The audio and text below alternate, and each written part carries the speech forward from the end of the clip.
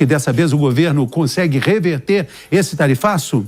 Eu acho que o Donald Trump, toda semana ele tenta ajudar um amigo dele aqui no Brasil. Semana passada ele ajudou o Flávio, né, tirou uma foto com o Flávio, e essa semana ele está ajudando o Lula. A ideia toda dele tarifar produtos brasileiros, para o Lula, gera uma espécie de um enfrentamento, né, em que o Lula defende a nossa nação, supostamente, vamos colocar aí, contra os abusos do Donald Trump. A relação comercial Brasil-Estados Unidos, relação complicada. Os Estados Unidos, eles têm um saldo positivo conosco na balança comercial, mas consideram que, ainda assim, o Brasil pratica, vamos dizer, tarifas abusivas em algumas áreas. O problema da pirataria é um problema clássico brasileiro, a gente não pode negar, né? O Brasil realmente tem pirataria de muitas marcas, não só americanas, mas marcas do mundo inteiro. E aí, como parte do jogo geopolítico que eles fazem, os Donald Trump volta a apertar o Brasil. Eu juro, sim, aqui não acredito em... Não acredito em bruxas, mas que elas existem, né? Parece, assim, perfeito pro Lula. Mais ou menos na mesma época do ano passado foi também, por volta da meiuca do ano, você ter um evento de enfrentamento tarifário com o Donald Trump. Virou um herói, né? Exatamente. Então, pro Lula, pra gente entender, pro Lula isso é bom. E aí a gente fica sendo pautado pelo Donald Trump na política interna brasileira e nas eleições brasileiras. A real, nós não podemos ter ideologia para lidar com os Estados Unidos. Nem para um lado, nem para o outro. A gente tem que ser pragmático com os Estados Unidos. Ano passado tinha gente idolatrando o Trump que, ele vai salvar a gente do PCC Comando Velho. Não vai. Ao mesmo tempo, tá acontecendo agora esse tarifaço, agora vamos xingar o cara. A real, a política, ela tem que ser muito pragmático, muito concreto no que você vai fazer. Eu queria só reforçar o seguinte, alguns produtos não estão na lista e são exatamente, por coincidência ou não, os produtos que fazem muita diferença no dia a dia americano, na política, na rotina. Como eu disse, as aeronaves, né? O Brasil tem a excelência da Embraer, as autopeças de aviação, o café, o chá, as carnes sofisticadas e selecionadas, fertilizantes, terras raras, minerais, magnésio, farmacêuticos, magnésio. Estamos falando de minerais, né? Então, Jess, é muito oportuna essa lista, né? No entanto, vários produtos ligados à nossa vida também econômica serão taxados. 25% não é qualquer coisa. Então, o que o processo acontece agora? O Brasil tem um tempo de resposta e, após isso, vem ou não a efetivação dessa tarifa que exclui vários produtos que são fundamentais para os Estados Unidos. E o porquê disso é óbvio e evidente e relembra a todos os brasileiros qual é o país que você precisa defender, o seu. Os Estados Unidos, ao viabilizarem essas investigações, colocarem essa questão das práticas desleais, eles sempre têm como ponto principal o interesse próprio desses países. Isso também se dá no enquadramento das organizações criminosas como terroristas, isso também se dá na política fiscal deles. É por isso que sempre que você acha que os Estados Unidos, eles estão agindo em prol do seu país, você provavelmente está errado. Eles têm interesses próprios, eles têm pautas próprias e o primeiro lugar para eles, como diz o lema de Donald Trump, é a América, os Estados Unidos em primeiro lugar. Porém, eu queria repercutir uma frase do Renan Santos aqui no Sofá. O que fala no sofá não fica no sofá, ecoa pelo mundo. Você disse que a cada semana o Trump ajuda um amigo, agora ajudou o amigo Lula. Você concorda com o Renan? Eu não acho que tenha ajudado a figura do Lula, né? É algo problemático para o Brasil como um todo. Só que, veja, o Flávio foi aos Estados Unidos na semana passada e nessa questão do enquadramento das facções criminosas como terroristas, ele se vangloriou dizendo que a responsabilidade teria sido dele, mesmo a gente sabendo que não. E agora eu quero ver se ele vai querer os louros negativos dessa taxação. Muito provavelmente não. O que mostra que o Donald Trump não está tentando ajudar ninguém, né? A ideia é que ajude os Estados Unidos acima de tudo, como a Jess trouxe aqui. É a preocupação Estados Unidos em primeiro, segundo, terceiro, quarto e quinto lugar. Se sobrar tempo, ainda vai pensar nos Estados Unidos. Pouco a importância para nós. Mas para a indústria brasileira, isso é pesado, Matheus. Isso aí não é um joguinho político apenas. Faz diferença. Quem tem uma linha de exportação aí... Enfim, a gente citou alguns produtos que estão fora, mas eu posso citar uma lista enorme de outros produtos que vão sofrer bastante com essa sanção de tarifa. Entre eles, aço e alumínio, né? São duas indústrias muito grandes no Brasil. Inclusive, os Estados Unidos ainda é o maior comprador de aço do Brasil. Praticamente representa 50% das compras que são realizadas. O alumínio um pouco menor, mas também muito relevante. E lembremos que, infelizmente, nós somos um país com pouco valor agregado, né? O que significa significa isso? A gente pega muito produto bruto e manda ele para fora sem quase nenhum processamento. Então, essa dependência alta de Estados Unidos e de China, isso aí realmente coloca a gente num estado de alerta. Agora, eu concordo plenamente com o Renan quando ele diz que é tudo que o Lula queria. Ano passado, o Lula estava numa queda de popularidade absurda. Quando veio a taxação, ele virou o herói, dizendo: eu vou proteger o país. E ele vai fazer isso de novo. Por quê? Porque, além disso, nós temos um assunto paralelo que nós vamos passar por ele hoje, que é o Pix. Então, a gente vai ver aí essa cara de nacionalidade, de patriotismo, crescer a partir de agora.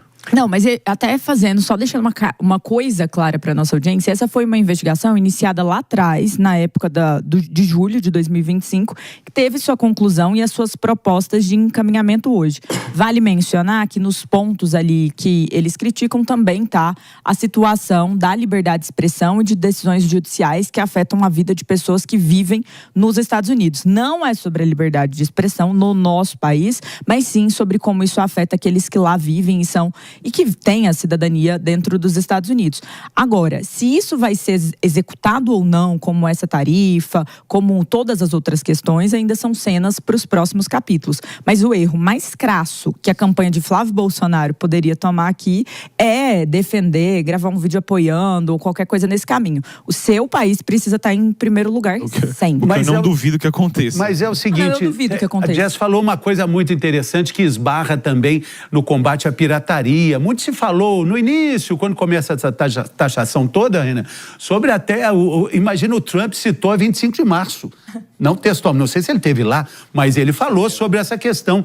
Como é que você vê isso, né? É algo que saiu do controle total. A gente não tem mais como lidar com essa questão que agora está chegando ali, mistura Pix, cartão de crédito, que é uma empresa americana que acaba sendo desprestigiada pelo Banco Central em favor do Pix, a pirataria que invadiu totalmente a nossa realidade. A gente sempre teve pirataria e o governo americano nunca ligou muito.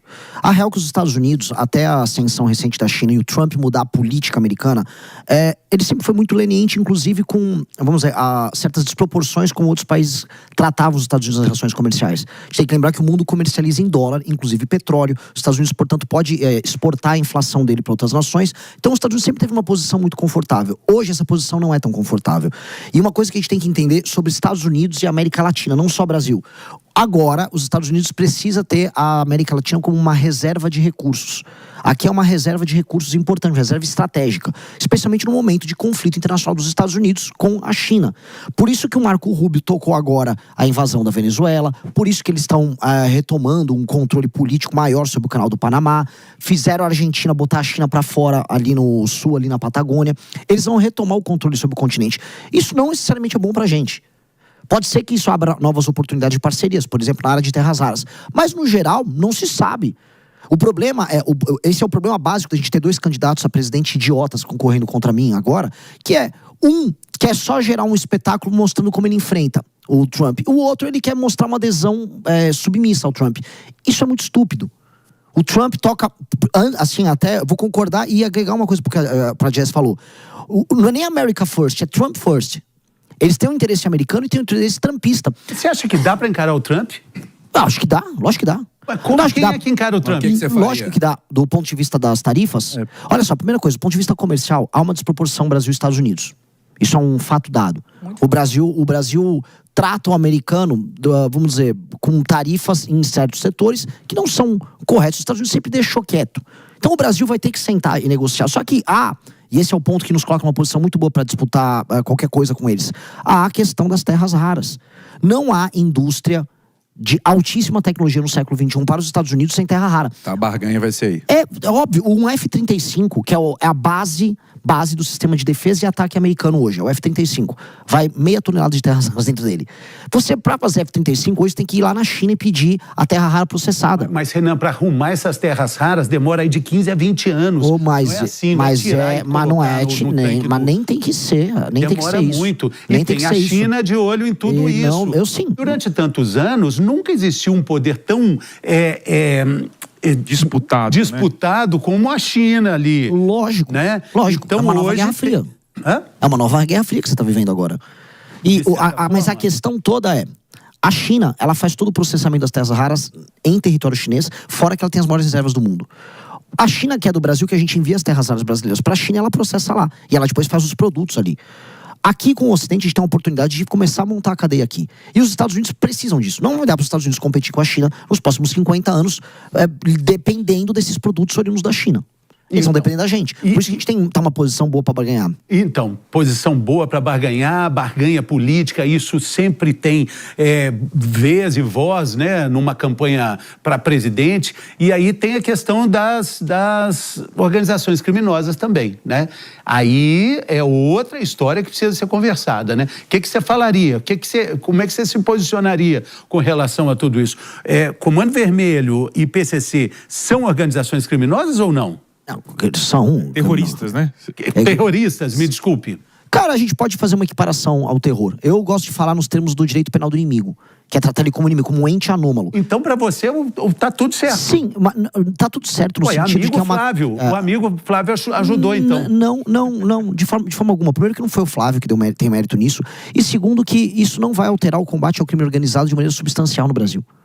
A gente pode ter, por exemplo, uma cooperação para pegar a lavagem de dinheiro oriunda das exportações de droga do PCC que vão para fora. Isso acontece. Agora, para pegar essas facções, nós vamos ter que utilizar as polícias do Brasil, a gente vai ter que usar o COAF no Brasil, a gente vai ter que usar a BIM, vamos ter que usar a Polícia Federal. É o aparato brasileiro que vai fazer isso. O problema, e isso que irrita, é que as pessoas estão a fim de ouvir historinha, conto da carochinha. Então, olha só, o Trump vai vir resolver. Aí as pessoas imaginam o quê? Que o Trump vai vir com uns aviões, vão bombardear a Rocinha? Que conversa mole. Essa simplificação burra que engana as pessoas. E as pessoas são levadas a erro e acham, pronto, o Trump vai me salvar. Não vai te salvar. Não vai te salvar. Ainda mais um Flávio Bolsonaro que anda com gente do Comando Vermelho. Ele anda com esses caras. O Bacelar, que era o parceiro dele, é do Comando Vermelho. A gente discutiu isso aqui. Colômbia e México já tem essa intervenção, né, velada aí já há muito tempo. E, no entanto, não resolveu. O exército americano não entra lá para combater as Farc. Entra, assim, de forma... Tudo bem, combateu o Pablo Escobar. Ajudou a perseguir e prender e matar Pablo Escobar. Mas são ajudas, mas não resolveu nada, porque pulverizou tudo. Em termos da lógica financeira e da possibilidade de barrar essas transações financeiras, aumenta sim a possibilidade dos Estados Unidos poderem fazer isso. Só que aí, achar que isso resolve o problema é viver num mundo de faz de conta. Tem dois exageros aqui.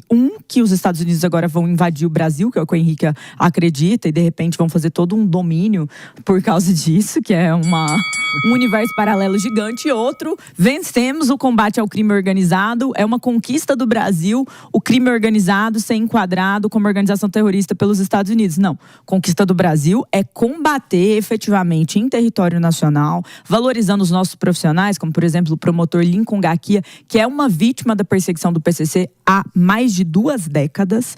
O mais importante é que nós façamos isso no nosso território, com essas figuras e com a nossa polícia, e dando um olhar também de combater isso na política. O Renan mencionou o Rodrigo Bacelar. O Rodrigo Bacelar foi o presidente da Alerj. A situação que o Rio de Janeiro vive hoje, nesse governo tampão do desembargador Ricardo Couto, está intimamente ligada à própria figura de Rodrigo Bacelar, porque ele foi preso por um suposto envolvimento com um Comando Vermelho ali, com TH Joias, que também era um aliado dele, e a partir disso, a vacância da presidência da Alerj levou a todas essas situações, esses problemas. Então, quando a gente olha os meandros da política e do crime organizado, isso precisa ser visto a toda luz possível, trabalhado, e essas figuras, por mais poderosas que sejam, como o caso dele, a Assembleia decidiu soltá-lo, inclusive, elas precisam permanecer na cadeia. Esse foi só um dos trechos. Se inscreve e deixa o like porque ainda vem muita discussão forte por aqui.